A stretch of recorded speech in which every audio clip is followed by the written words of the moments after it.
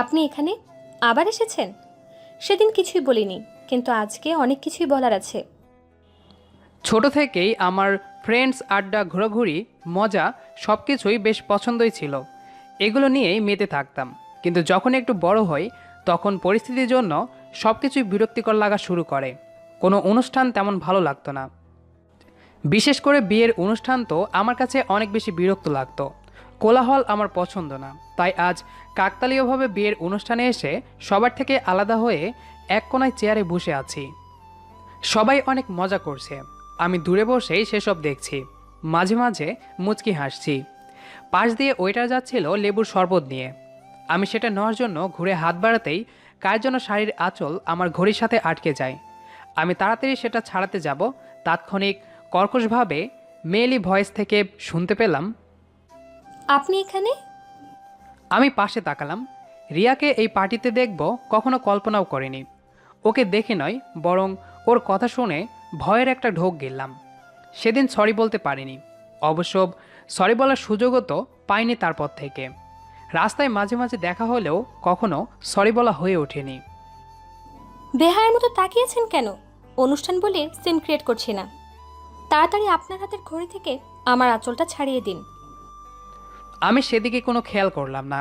আমি রিয়ার দিকে তাকিয়ে সেদিনের জন্য বললাম, সরি। আমি আসলে সেদিন ইচ্ছে করেই। রিয়া আমার দিকে ভীষণ রকম রাগী চোখাতুর দৃষ্টিতে চাইল। বুঝলাম সেদিনের ব্যাপারটা রিয়া এখনও মেনে নেয়নি। আর না নেওয়ারই কথা। কেবল সে না, অন্য কোনো মেয়েও এটা মেনে নেবে না। আমি ঘড়ির থেকে আঁচল ছাড়ানোর চেষ্টা করলাম, কিন্তু ঠিকমতো সেটা পারলাম না। তাই রিয়া বাধ্য হয়েই জোরে টান দেয়, যার ফলে ওর শাড়ির কিছু অংশ আমার ঘড়ির সাথে আটকে গিয়েছে।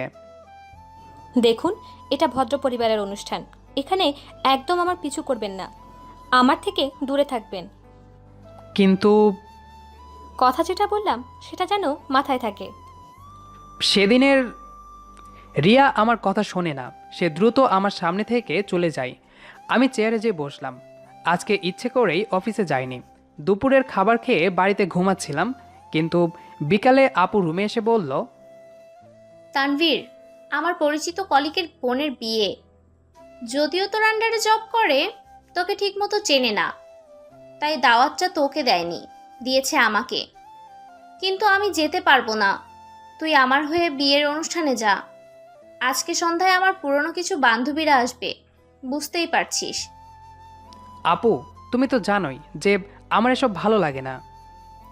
দেখ তানভীর, মেয়েটা তো আর তোর জীবনে আসবে না। কেন তার জন্য 5 বছর এমন চুপচাপ একা থাকিস? প্লিজ যা। তুই না গেলে আমি কথা বলবো না তোর সাথে। আচ্ছা যাচ্ছি, বাট তুমি কোনো মায়ের কথা বলবা না। আমার ভালো লাগে না এখন নামটা শুনতে। আপু রুম থেকে চলে যায়। আমি ফ্রেশ হয়ে রেডি হয়ে বিয়ের অনুষ্ঠানে আসি। বড় মাল্টিন্যাশনাল কোম্পানির চেয়ারম্যান আমি। তবে আমি ঠিকমতো সবার সামনে আসি না। এজন্য আমার হাতে গোনা কয়েকজন ছাড়া তেমন কেউ চেনে না। সবটা আমি লোক দিয়ে করাই। আইডিয়াটা আমার। আমি চেয়ারে বসে এসব কিছুই ভাবছি, তখনই মাইকে শুনলাম, সবাই শুনুন, আমাদের কোম্পানির চেয়ারম্যান আজকে আমাদের সবার সামনে উপস্থিত আছে। সবাই তার নাম জানেন, কিন্তু তাকে হয়তো আমার মতো অনেকেই চেনেন না, অনেকে দেখেননি। অথচ তিনি সবার সামনেই বসে আছে। তানভীর স্যার, প্লিজ বিয়ের স্টেজে আসুন। আমি কিছুটা চমকে উঠলাম। নিশ্চয়ই আপু ফোন করে তার কলিগদের বলেছে এসব। চেয়ার থেকে উঠতে যাব, আপুর মেসেজ আসলো। সরি তানভীর, একটু তো এনজয় কর। আমি মুচকি হাসলাম। প্রিয় মানুষদের কোনো বৈশিষ্ট্য নেই। তারা যেমনই হোক না কেন, কাছের মানুষটাকে ভালো রাখার জন্য যে কোনো কিছুই করতে পারে। এর জন্য বন্ধুগুলোই বেশি ভূমিকা রাখে। লাইটিং ফোকাস আমার দিকেই করা হলো। আর নিজেকে লুকিয়ে লাভ নেই। আমি মাথা নিচু করে সোজা হেঁটে স্টেজে উঠলাম। এতক্ষণ যাদের সাথে বসে টুকটাক গল্প করেছি তাদের দিকে অকারণেই চোখ গেল আমার। ওনারা হাঁ করে চেয়ে আছে। রিয়ার দিকেও তাকালাম। রিয়া সামনে সারিতে বসে আছে। আমার দিকে দূরদর্শিতার বিস্ময়কর চাহনি দিয়ে তাকাচ্ছে। আমি মুচকি হাসলাম।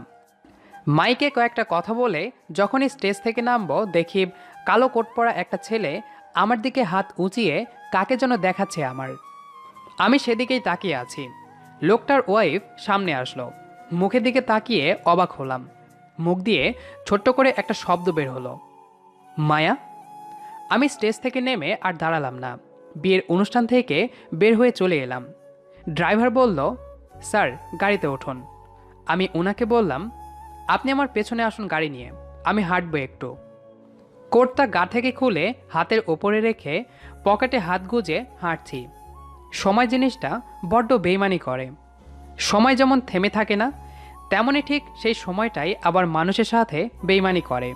কি আজব সংস্করণ! আপনি প্রার্থনায় যাকে চাইবেন তাকে পাবেন না, আবার আপনাকে পাওয়ার জন্য অন্য কেউ প্রার্থনায় কান্না করে। মায়া লঞ্চের রেলিংয়ে হাতের কুনি রেখে সামনের দিকে ঝুঁকে মন খারাপ করে দাঁড়িয়ে আছে। ঠিক রাত 9টায় লঞ্চ ছেড়ে যাবে সদরঘাট। এখন 4টা বেজে 13 মিনিট। আর মাত্র 47 মিনিট আমি তার সাথে থাকতে পারবো। নিজের মতো করে দু হাতে নিজের মুখ চেপে ধরলো, আর তারপর আমার দিকে তাকিয়েই খিলখিলিয়ে হেসে দিল। হাসলে তার গালে টোল পড়ে। শুনেছিলাম গালে টোল পড়া মেয়েরা নাকি দুর্ভাগ্যবতী হয়। তবে মায়াকে আমার ভীষণ পছন্দ, খুবই পছন্দ। হোক না মায়া দুর্ভাগ্যবতী। এই মেয়েটা সত্যি আশ্চর্যময়ী। আমি ওকে দুঃখ পেলে কখনো কাঁদতে দেখিনি। আমি জানি এখন আমার যেন মন খারাপ না হয়, সেজন্য সে কিছুক্ষণ আমার সাথে অভিনয় করবে। এমনভাবে সে এই 47 মিনিট থাকবে যেন আমার মনে হয় এই 47 মিনিট বারবার ফেরত আসবে। অথচ সে জানে এই সময়, এই আবেগ, এই প্রেম কখনোই আর ফেরত আসবে না। সে চায় এই সময়টা যেন শেষ না হয়। এ সময় তার মন খারাপ থাকলেও সে সেটা সময়ের কাছে, কিছু অনুভূতির কাছে বিকিয়ে দিতে চায়। আমি জানি এখন তার যেতে ইচ্ছে করছে না। তার ইচ্ছে হচ্ছে আমাকে জড়িয়ে ধরে দাঁড়িয়ে থাকতে, আর চিৎকার করে বলতে ইচ্ছে করছে, তুমি কার? বলো, তুমি কার? আমার মুখ থেকে তোমার শব্দটা শোনার জন্য সে আকুল হয়ে থাকবে। হয়তো আমি তখনও বলবো জানি না, আর সে বলবে জানতে হবে না। সে কি জানে তার চুড়ি জোড়া এখনও সেভাবেই আমার প্যান্টের সামনের পকেটে আছে?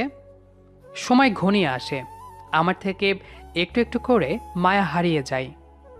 মায়ের সাথে শেষ দেখা হয়েছিল ঢাকাতে আসার 5 বছর আগে। মায়াকে অসম্ভব ভালোবাসতাম, আর সেও ভালোবাসতো আমাকে খুব। গ্রামে থাকতাম আমরা। ইন্টারে পড়ার শুরুতেই আমার বাবা মারা যায়।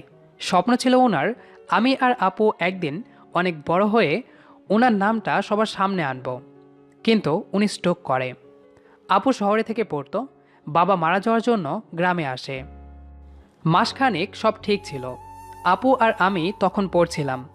আম্মু ডাক দেয় উঠান থেকে। আপু আমাকে বলে, তুই পড়, আমি দেখছি। আপু বের হয়। জানালার ফাঁক দিয়ে দেখি আম্মুর পাশে একটা লোক দাঁড়িয়ে। লোকটাকে চেনা চেনা মনে হচ্ছে। উনি আব্বুর কাছের বন্ধু ফারুক আঙ্কেল। কিন্তু ওনার হাত আমার আম্মু কেন ধরে আছে? আম্মু আপুকে যেন কি বলে, দূরে থাকায় শুনতে পাচ্ছিলাম না। আম্মু আপুর গালে চড় দেয়। আমি ঘর থেকে বের হলাম, আপুর পাশে যেয়ে দাঁড়ালাম। আম্মু বলল, তানভীর আর আরি, ভালো করে শোন তোরা, ওনাকে তো চিনিস, এখন থেকে উনি তোদের নতুন আব্বু। পুরো পৃথিবীটা যেন তখন থমকে যায় আমার কাছে। আমি আঙ্কেলের দিকে তাকাই, উনি আপুর দিকে তাকিয়ে আছে। ওনার দৃষ্টি ছিল আপুর বুকের দিকে। আমি আপুর সামনে এসে দাঁড়ালাম। আম্মুকে বললাম, উনি কেন আমাদের আব্বু হবে? আমরা ওনাকে আব্বু বলবো না। আম্মু আমার গালে চড় দিতে যাবে, আপু এসে আটকায়। আপু আমাকে বলে, ভাই তুই ঘরে যা, তুই ছোট, বুঝবি না। আম্মু, ওর সামনে প্লিজ এমন কিছু করো না। ও তোর আব্বুকে খুব ভালোবাসতো, ওর দিক থেকে ব্যাপারটা বোঝার চেষ্টা করো। আম্মু আপুকে কিছুই বলে না, তবে আমার দিকে তাকিয়ে বলল, এখন থেকে এনাকে আব্বু বলবি। আমরা বিয়ে করে এসেছি, ওনার স্ত্রী নেই। উনি আমাকে ভালোবাসতো, আর আমিও বাসতাম। আপু আমার দিকে তাকিয়ে নিল একবার, তারপর আম্মুকে বলল, এখন বুঝতে পেরেছি আম্মু, কেন আমাদের বাবা মারা গিয়েছে। তোমার অ্যাফেয়ার সম্পর্কে জেনেছিল বলেই তিনি সেটা মেনে নিতে পারেনি। আম্মু রেগে যেয়ে বলল, তো কি হয়েছে? থাকতে হলে এখানে থাক, না হলে বেরিয়ে যা। আম্মু লোকটাকে নিয়ে বাড়ির মধ্যে চলে যায়। আমি আপুর হাত ধরে বললাম, আপু, আমি লোকটাকে আব্বু বলবো না। তুমি বলো, ওরাই আমার আব্বুকে মেরেছে, তাই না? আপু আমাকে জড়িয়ে ধরে কান্না করে। আপু সেদিন কিছুই বলে না। পরের দিন কলেজে যাই। মায়া আসে। মায়া আর আমি একসাথে পড়তাম। মায়া এসে বলে, তানভীর, বাবা না আমার জন্য ছেলে দেখছে, বিয়ে দেবে। আমাকে বিয়ে করবে? আমি মায়ের দিকে তাকাই। মায়া আমার দিকে বিষণ্ণ মন নিয়ে উত্তর শোনার জন্য বসে রইল। আমি নিজের কষ্টগুলো চেপে রেখে মায়াকে বললাম, আমি কেন তোমাকে বিয়ে করব? আমি তো তোমাকে ভালোবাসি না। আর তাছাড়া আমি তো কিছু করি না। মায়া আমার হাত ধরে বলে, চলো আমরা পালিয়ে যাই। মায়ের দিকে শুকনো দৃষ্টিতে চেয়ে থেকে বললাম, পালানোর পর তোমাকে কি করে খাওয়াবো? তবে তুমি অপেক্ষা করো, একদিন আমি অনেক বড় হব, সেদিন আমি তোমাকে বিয়ে করব। মায়া চলে যায়। পরের দিন থেকে আর আসে না ও।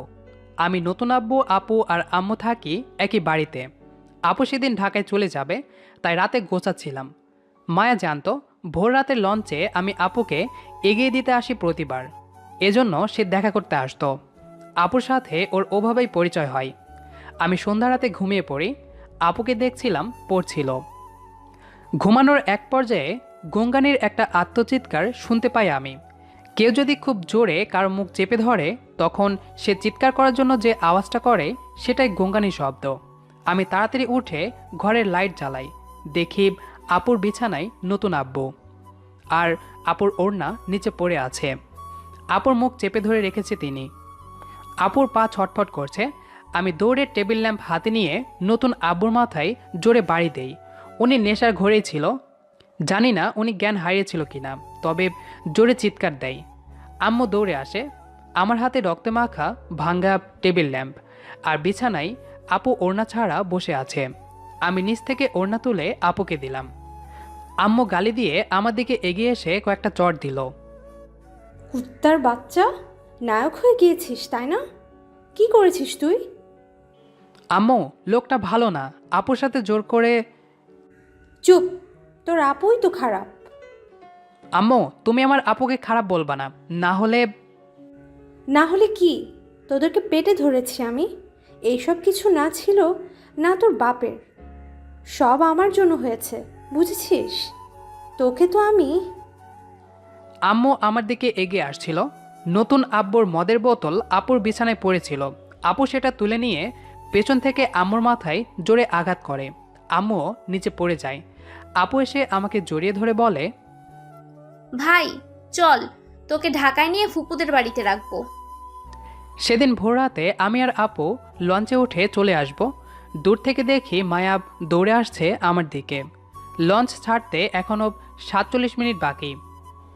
তারপর তারপর দূর থেকে কেবল মায়ার আকৃতিটা ছোট থেকে আরও ছোট হতে থাকে। স্যার, অনেক রাত হয়েছে, বাসায় যাবেন না? আর কতক্ষণ ব্রিজের উপর দাঁড়িয়ে থাকবেন?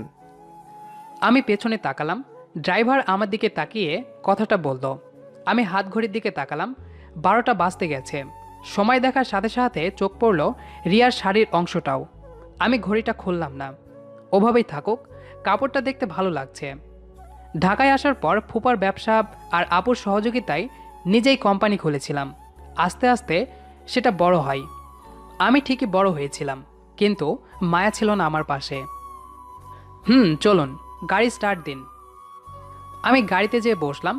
বাড়িতে চলে আসলাম 10 মিনিটের মধ্যে। 5তলা বিশাল বাড়িতে আমি আর আপু থাকি। আপু আজও বিয়ে করেনি। কারণ একটাই, আমি যদি আদর কম পাই। কিছু মানুষ থাকে যারা কেবল নিঃস্বার্থভাবে প্রিয় মানুষটাকে তার সবটা দিয়েই ভালোবাসে। প্রয়োজনে সে কিছুই চায় না তার পাশে থাকা ছাড়া। আপু আমার জন্য সোফাতে বসে আছে। আমি আপুর দিকে তাকিয়ে কিছুই বললাম না, সোজা রুমের দিকে চলে গেলাম। আপু ডাকলো না আমাকে, কারণ আপু জানে আমার এখন মন ভালো নেই, তাই সে কোনো প্রশ্ন করে কিছু জানতে পারবে না। 2 দিন পর অফিসে যাচ্ছি। ট্রাফিক সিগন্যালে গাড়ি দাঁড়ালো। আমি জানালা খুলে আশেপাশে দেখছি। বাস স্টপে তাকাতেই চোখ আটকে যায় আমার। রিয়া দাঁড়িয়ে আছে। আমি দরজা খুলে বেশ জোরে হেঁটেই রিয়ার পেছনে যেয়ে দাঁড়ালাম। রিয়া, একটু শুনবেন? রিয়া আমার দিকে তাকালো।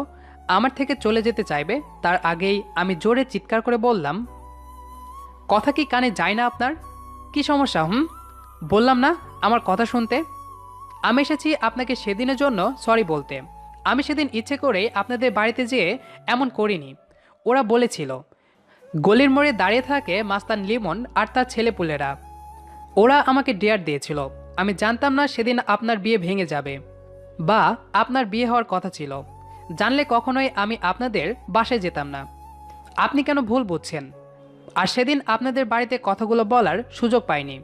কারণটা নিশ্চয় বুঝতে পারছেন। সরি সেদিনের জন্য। আর সেদিনের পর আপনার পেছনে 15 দিন ধরে ঘুরছি এই সরি বলার জন্য। আমাকে বখাটে ভেবে কত কথা শুনিয়েছেন। আবারও সরি বলছি। কথাগুলো বলে আমি আর সেখানে দাঁড়ালাম না। জোরে কথাগুলো বলার জন্য আশেপাশের মানুষগুলো গোল হয়ে আমার কথাগুলো শুনছিল। আমি গাড়িতে এসে বসলাম। গাড়ি অফিসের রাস্তার দিকে চলছে, আর আমি মাসের আগে ঘটনাগুলো ভাবার চেষ্টা করলাম। 1.5 মাস আগে রিয়াদের এলাকায় এসেছিলাম দরকারি কাজে। যদিও এখানে আত্মীয় ছিল, কাজ শেষ করে আত্মীয়দের বাসায় আসতে রাত 8টা বেজে যায়। কয়েকটা গলি পার হয়ে ওনাদের বাসায় যেতে হয়। ভুলবশত আমি ভুল করে রিয়াদের গলিতে ঢুকে পড়ি। দূর থেকে দেখি 6টা ছেলে গলির মধ্যে দাঁড়িয়ে আছে। আমি পাশ কাটিয়ে চলে যাব, এমন সময় একজন ডাক দিয়ে বলল, এলাকায় নতুন নাকি ভাই? কথাটা বেশ নরম আর ভদ্রভাবেই বলল। আমি দাঁড়িয়ে বললাম, জি ভাই, এদিকে 17 নম্বর বাড়িতে থাকি। ছেলেটা সবুজ গেঞ্জি পরেছিল। উনি আবার বলে, ভাই আপনি ভুল জায়গাতে এসেছেন, এটা 20 নম্বরের পরের গলি, আপনি আরও সামনে চলে এসেছেন। আমি লোকটাকে ধন্যবাদ দিয়ে চলে আসব। সে সময় উনি বলে, ভাই একটা উপকার করবেন? আমি ভেবেছিলাম টাকা চাইবে, হয়তো ছিনতাই করার নতুন পদ্ধতি, ভদ্র ব্যবহার করে টাকা হাতানোর ধান্দা। তবুও সাহস করে বললাম, জি ভাই বলুন। উনি সাথে সাথেই একটা বাড়ি দেখিয়ে দিয়ে বলে, ভাই ওই বাড়িতে যাবেন, 4 নম্বর ফ্লোরে যে দরজায় টোকা দিয়ে এই কাগজটা রেখে আসবেন। ব্যাস এতটুকুই কাজ। আমি ভয় পেলাম, এরা আবার টেরোরিস্ট না তো? আবারও একটু সাহস করে বললাম, কাগজে কি আছে? পাশে থাকা একটা ছেলে বলল, ভাই ওই বাড়ির মেয়েটাকে ভালোবাসে। প্রতিদিন ভাইয়া এই সময়ে বাড়ির দরজার সামনে টোকা দিয়ে চিঠি রেখে চলে আসে, কিন্তু ওই বাড়ির মহিলা মানে রিয়া আপুর মা ভাইকে চেনে, এজন্য সমস্যা হয়ে যাবে। আপনি যান একটু প্লিজ। লোকদের জোড়াজড়িতে আমি রাজি হই। এটা আবার এমন কি কাজ? ছোট্ট একটি কাজ। আমি পকেটে চিঠিটা গুঁজে ঠিকানা অনুযায়ী 4 নম্বর ফ্লোরে এসে দরজার সামনে দাঁড়ালাম। ভুলে চিঠিটা রাখার আগে দরজায় জোরে 3 বার টোকা দিয়ে চলে আসব, তখনই মনে পড়ে আমি কাগজটা দরজার সামনে রাখিনি। আমি ঘুরে দরজার সামনে এসে কাগজটা রাখতে যাব, দেখি একজন মহিলা দরজা খুলে দাঁড়িয়ে আছে। আমার দিকে রাগে চোখে তাকিয়ে বলল, কে তুমি? প্রতিদিন ঝামেলা করো? আমার হাতে তখনও কাগজ রয়েছে। ভেতর থেকে একজন মহিলা বলল, কে এসেছেন? সামনে থাকা মহিলাটি বলল, কেউ না ভাবি, এমনি নিস্তালার ছেলে। ভেতরে থাকা মহিলা দরজার কাছে এসে বলল, কই দেখি তো কে? কি হচ্ছে আমি ঠিক কিছুই জানি না। মহিলাটি এগিয়ে এসে বলল, হাতে কি তোমার? আমি ভয়ে উত্তর দিলাম, জি কাগজ। উনি গম্ভীর গলায় বলল, কাগজে কি আছে? ভেতরে আসো দেখি। মহিলাটি কাগজ হাতে নিয়ে ভাঁজ খুলল। সেখানে কয়েক লাইন লেখা। উনি জোর গলায় পড়া শুরু করলো, রিয়া, তোমার সাথে আমার যে 1 বছরের সম্পর্ক সব ভুলে গিয়েছ? আজ অন্য জায়গায় বিয়ে করছো? আমাকে ভুলে যাবা তাই না? এই চিঠিটা তোমার জন্য রেখে দিলাম। আমি ভয়ার্ত দৃষ্টিতে চারপাশে তাকাচ্ছি। এতক্ষণে বুঝলাম এখানে কি হচ্ছে, আর ওই ছেলেগুলো আমাকে ফাঁসিয়ে দিয়েছে। আমি আমতা আমতা করে বললাম, আন্টি আমি লিখিনি এটা, ওরা। মহিলা চিৎকার করে প্রথম আন্টিকে বলল, আপা কত মুখ করে বলেছিলেন আপনাদের মেয়ে অনেক ভালো, কোনো ছেলের সাথে কথা বলে না, এমন মেয়ে পাওয়া যাবে না। আর এসব কি? বিয়ের দিন ওর লাভার আয়সা বলছে স্মৃতি রাখতে না। থাকুক আপনাদের মেয়ের বিয়ে, আমরা ছেলেকে নিয়ে চলে যাচ্ছি। মহিলাটি চলে যায়। একটা মেয়েকে দেখলাম বিয়ের শাড়ি পরে আমাদের রুমে এসে দাঁড়িয়েছে। আমি একবার তাকালাম মেয়েটার দিকে। আন্টির নাম জিজ্ঞাসা করলো আমার। আমি আমার নামটা বলে দৌড়ে সেখান থেকে চলে আসি, কারণ ওখানে থাকা ছেলেরা আমাকে ধরে পিটানোর ধান্দা করেছিল। আমি দৌড়ে এলাকা থেকে বের হয়ে চলে আসি। এরপর সপ্তাহখানিক পর রোজ এই এলাকাতে এসে রিয়ার জন্য অপেক্ষা করতাম। সরি বলার জন্য ওর পিছু পিছুও যেতাম। কতবার ওর কাছে যেয়ে সরি বলার চেষ্টা করেছি, কিন্তু রিয়া বারবার আমাকে অপমান করে কিছু বলতে না দিয়ে চলে গেছে। রিয়ার সাথে সেদিন দেখা হওয়ার পর সরি বলেছি। আজ 9 দিন হয়েছে অফিসে কাজ করছি। অফিস কেরানি এসে বলল, স্যার আপনার সাথে একটা মেয়ে দেখা করতে চাই, পাঠিয়ে দেব? আমি ওনাকে বললাম, না থাক, ওনাকে বসতে বলুন, আমি নিজেই দেখা করে নিচ্ছি। ভয় করছে, কোন মেয়ে আমার সাথে দেখা করবে? ভাবতে ভাবতে 5 মিনিট পর ওয়েটিং রুমে আসলাম। রিয়া বসে আছে। ওকে দেখে আবার ভেতরে ঢুকে গেলাম। বুকে কয়েকবার ফুঁ দিয়ে আবার ওয়েটিং রুমে গেলাম। রিয়ার সামনে দাঁড়িয়ে কাশি দিয়ে বললাম, আপনি এখানে? মানে প্লিজ এখানে বকা দিয়েন না, এটা অফিস, সবাই কেমন করে তাকাবে। আপনি বাইরে চলুন, কোনো খোলামেলা জায়গাতে যেয়ে আমাকে ইচ্ছা মতো বকা দেবেন। রিয়া জোরে হাসতে থাকে। আমি মাথা চুলকে রিয়ার দিকে তাকিয়ে আছি। ভাবার চেষ্টা করছি সে কেন হাসছে, কিন্তু কোনো কারণ পাচ্ছি না। রিয়া বলল, আচ্ছা বাইরে চলুন। আরও বলল, বাইরে যেয়ে আপনাকে অনেক বকা দেব। রিয়ার সাথে সিটি পিকনিক প্লেসে বসে আছি। সে বেঞ্চের ওপাশে আর আমি এপাশে। এভাবে 10 মিনিট ধরে বসে আছি, কিন্তু রিয়া কিছুই বলছে না। আমি ভয়ে একবারও রিয়ার দিকে তাকাইনি। 10 মিনিট শেষে আর চোখে তাকাতেই দেখি রিয়া আমার দিকে তাকিয়ে আছে। হঠাৎ নীরবতা ভেঙে রিয়া বলল, সেদিন আমার বিয়ে হচ্ছিল। বখাটে ছেলের মধ্যে একজন আমাকে পছন্দ করত, কিন্তু ছেলে আসলেই সে রাস্তা থেকে ফিরিয়ে দিত। এজন্য সেদিন ছেলেটার অগোচরে বিয়ে হচ্ছিল আমার, কিন্তু সেটা খবর পেয়ে যায় আর আপনাকে দিয়ে বিয়ে আটকায়। জানেন এটা কি? আপনার দেওয়া সেই কাগজ। আপনি যখনই আমার পিছু পিছু ঘুরতেন তখন আমি কাগজটা পড়তাম। ধীরে ধীরে এটা ভালো লেগে যায় আমার। তবে দেখছিলাম আপনি ঠিক কতটা আমাকে সহ্য করতে পারেন।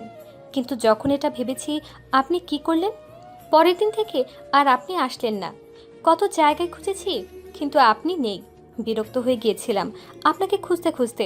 তাই সেদিন ভাইয়ার কলিগ মানে আপনার কোম্পানির একজন বোনের বিয়েতে আমি যাই, আর সেখানেই আপনার সাথে আমার দেখা হয়ে গিয়েছিল। আপনি আমার দিকে একবারও তাকাননি। শেষে রাগ করে বকা দিয়েছিলাম, সরি।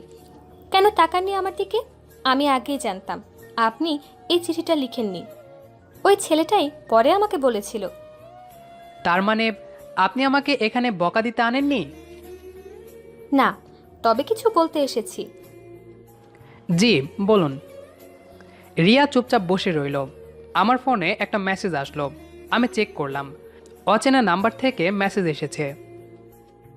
তানভীর, আমি মায়া। সেদিন বিয়েতে তোমাকে যে লোকটা দেখিয়ে দিচ্ছিল সেটা আমার স্বামী। আমি আর পড়লাম না, রিয়ার দিকে তাকালাম। রিয়া আমার হাতে সেই কাগজটা বাড়ি দিয়ে উঠে চলে গেল। আমি বোকার মতো ওর চলে যাওয়ার দিকে তাকিয়ে আছি। কাগজের উল্টো পাশে রিয়ার কয়েক লাইন রহস্যজনক লেখা পড়ে আছে। আমি পড়লাম, তানভীর সাহেব, প্রতিদিন যদি আপনাকে আমার ভেজা চুলের পানি বর্ষণ করে ঘুম ভাঙাই, আপনি কি রাগ করবেন? রাগ না করলে দায়িত্বটা আমি নিতে চাই। ঘুম থেকে উঠে আপনি আমাকে জড়িয়ে ধরবেন। আমি পালানোর চেষ্টা করব, খুনসুটিতে মেতে থাকব সকালে সারা বেলা। আপনি কি বিরক্ত হবেন? যদি না হন তবে দায়িত্বটা আমি নিতে চাই। দায়িত্ব দেওয়ার জন্য নাম্বারে ফোন দিয়েন। আমি মুচকি হাসলাম। রিয়ার দিকে তাকালাম। তার আকৃতিটা আস্তে আস্তে ছোট হতে থাকে। তবে এবার প্রিয় মানুষ হারিয়ে যাওয়ার দূরত্বে আকৃতি পরিবর্তন হচ্ছে না, বরং কাছে আসার আহ্বানে এক বিশাল অনুধাবন রেখে আকৃতি ছোট হচ্ছে। গল্পটি আপনাদের কাছে কেমন লেগেছে সেটি অবশ্যই কমেন্ট করে জানাবেন। ধন্যবাদ সবাইকে।